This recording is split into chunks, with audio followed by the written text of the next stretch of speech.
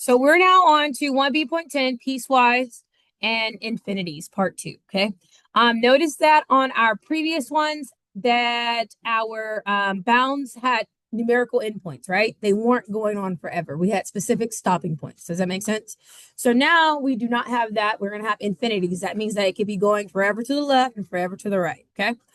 So now you'll see what I mean when I say that's not supposed to be there. Okay.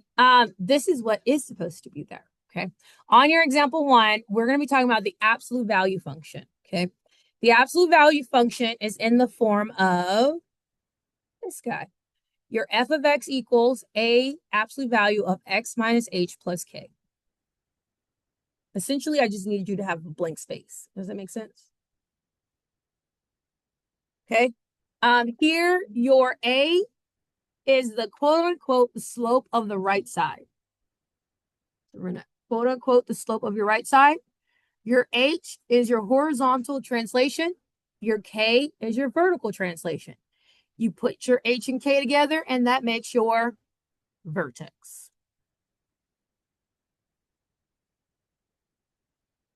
Okay, then we're going to graph the parent function, and we're going to explain how does this become a piecewise defined function. So I'm going to pause for a moment and give you a chance to write things down. Okay, so now let's use what you have written down. So with our absolute value function, we have 3 pieces that are really important, our A, our H, and our K. Were you guys introduced the absolute value function in Algebra 1? Yes, the V shape?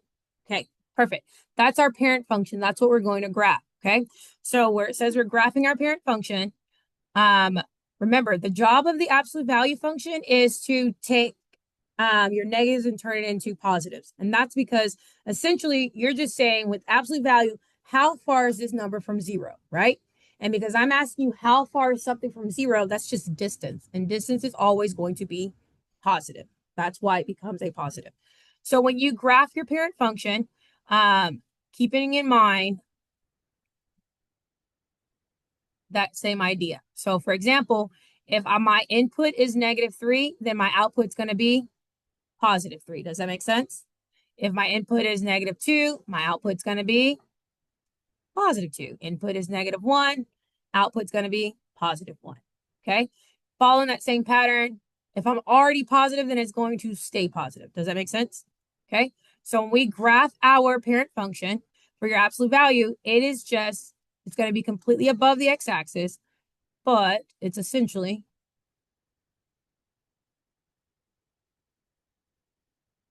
pew, pew, pew, pew. Bam, other side. Pew. All my negative inputs are going to have positive outputs. And I totally missed all those points. Let's try that again. Close enough. Yep. Beautiful.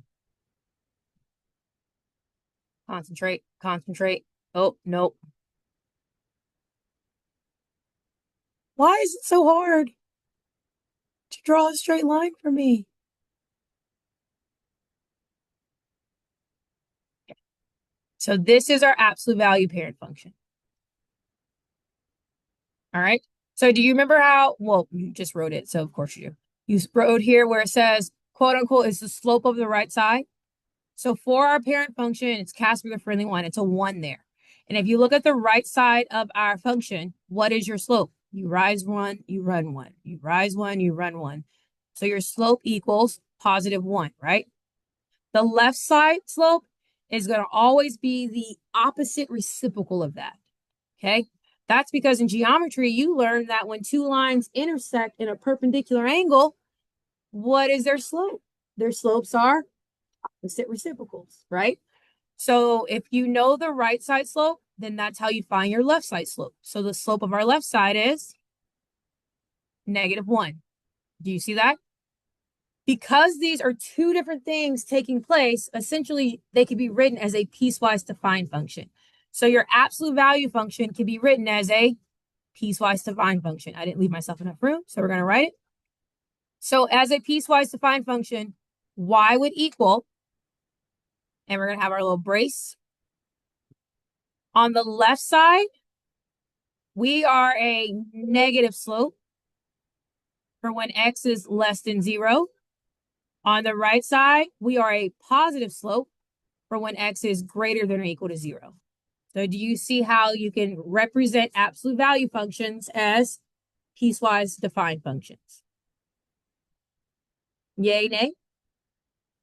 Yeah. All right. So this will be our stopping point and our pickup point.